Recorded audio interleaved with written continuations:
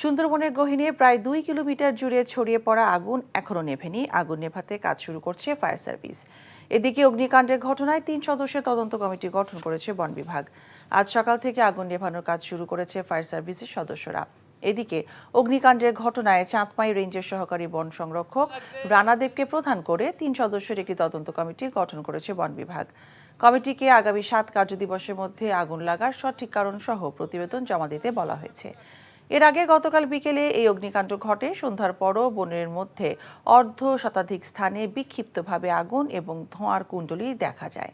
আলো না থাকায় পানি ছিটিয়ে আগুন নিয়ন্ত্রণের কাজ শুরু করতে পারেনি ফায়ার সার্ভিস। সন্ধ্যা হয়ে যাওয়ায় ফায়ার সার্ভিসের কর্মীরা ফায়ার ফাইটিং মেশিন এবং যন্ত্রপাতি নিয়ে ঘটনাস্থলে পৌঁছতে পারেনি। বিকাশে কম খরচে ক্যাশ আউটের লিমিট বেড়ে 50,000, প্রিয় এজেন্টও 2টা।